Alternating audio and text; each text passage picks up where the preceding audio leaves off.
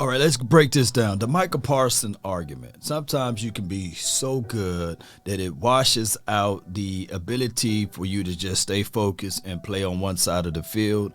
I get it. Micah Parsons is that guy. I think at times Dan Quinn gets too cute, wearing too much makeup, as I said in my last analogy with this, is you got to utilize Micah Parsons at his strength. The second team in 3 weeks to run for over 200 yards against this Cowboys defense. Who plays defense like this? Who?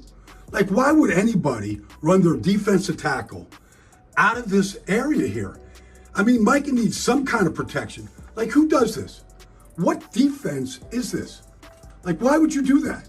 Like, Micah has got to, like, cover the entire, it's not a hole, it's a gorge. It's like a canyon. I mean, can you make it any easier for Aaron Jones? And when you look back at the old tape from last week, you will see that this dude covering up the center and he get washed out of a few runs there. Cowboys, you got you a weapon. You got you a dog, a beast, an animal, a lion. So let's not use the lion to climb the tree, right? Let's not use the lion to swim in the deep end of the ocean or the lake or the waters. You just got to utilize Micah Parsons to the best way possible, rushing off the edge and occasionally him playing in that linebacker role, hook to flat. I just don't want him lined up one-on-one or on the LOS against the center.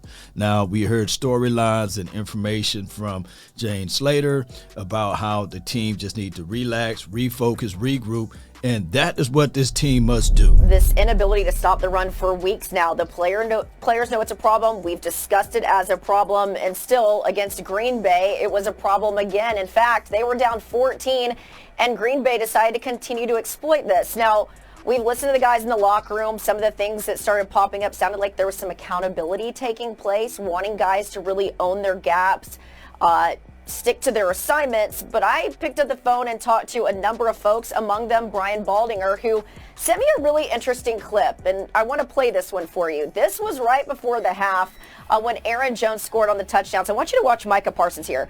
What he does is he's taking on the center one-on-one, and the problem is he doesn't have any protection up front. He isn't able to seal the edge in time, and Aaron Jones gets away from him. In fact, it looks like Dante Fowler was actually supposed to twist to the open gap and stop it, but he didn't for some reason. And this is where things have gotten frustrated for folks. And again, Micah Parsons can only do so much, but there are other guys who literally have to have that gap integrity. And Malik Hooker even said a lot of this stuff has to start in the classroom. They've got to go back. They've got to figure this thing out because, as he alluded to there, this isn't going to get any easier for them. They've got to figure this thing out. And on other news, far as this defense, we've been yelling, hey, bring in somebody that can help solidify this front. Big Jonathan Hankins. I like what he brings to the table, and as well as with Big Bo, but you got to stop being too cute with those guys. There's no reason to have that big boy to move anywhere from the A-gaps, right? I don't want them guys to move anywhere from that. I get it. We looking for pass rush and things like that, but the main thing with the Cowboys, stop the run. Everything else will open up. Get those big boys moving north and south, not east and west. Get them to penetrate up the field. I'm talking about your big Bows and as well as Jonathan Hankins. I get it. Spill milk now over John Ridgeway. He's not in the building anymore. He's over there in Commander's Land. So we messed up on that one, right? You win some, you lose some. But with the guys that you got now, focus, Dan Quinn. Penetrate, get upfield, make things happen from there. Let's not get too cute. I don't want to see Big Bo nor Jonathan Hankins flexed all the way out, pushing through the C gaps or what have you, or even the B gaps. I want them to penetrate, shoot through those A gaps, shut that part down, and if they funnel the runners through the B gap, my linebackers. Like, just watch this inside here. Watch these two linebackers. Like, what? Micah doesn't have a chance. Like, they're just caving him all down. Like, where do you think Aaron Jones is going to go? This is like, watch this. There's Leighton Vander Esch, there's Micah. Like, they don't get, like, look at this. Like, you can't get on a whiteboard and draw it up any better than this. Like, A.J. Dillon is onto your free safety right now. And that free safety ain't tackling A.J. Dillon. No way. Like, this is like, if this doesn't stop, who cares how many sacks you have? That's what teams are going to do to you right there. Need to fill those holes, right? There should be no situation possible whereas we talking about, hey, the running back squeeze through the A gaps. No, I need to see my linebackers filling through the B. I need to see my big boys for what they are called to do. Shoot through those A gaps, destroy those things, and everything else will work its way out.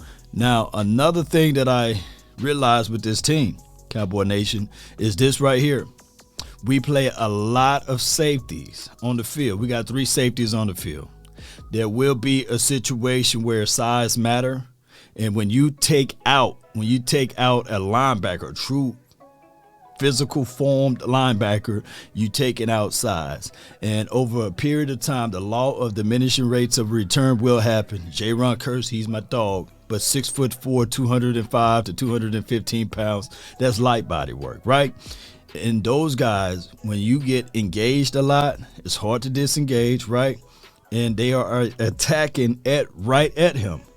And as well as with the other, when we go into those sets with 3 safeties, this team will be better if we go ahead and utilize, at times, the 3 linebackers. We got them, utilize them. Let's not get too cute with this, Cowboy Nation. That's just my thoughts. We got to be able to come down and feel when you have forced responsibilities, regardless of the situation. Teams are taking advantage of light body work and the foolery of leaving the A gap and sometimes the B gap wide open and the running back creases off the edge.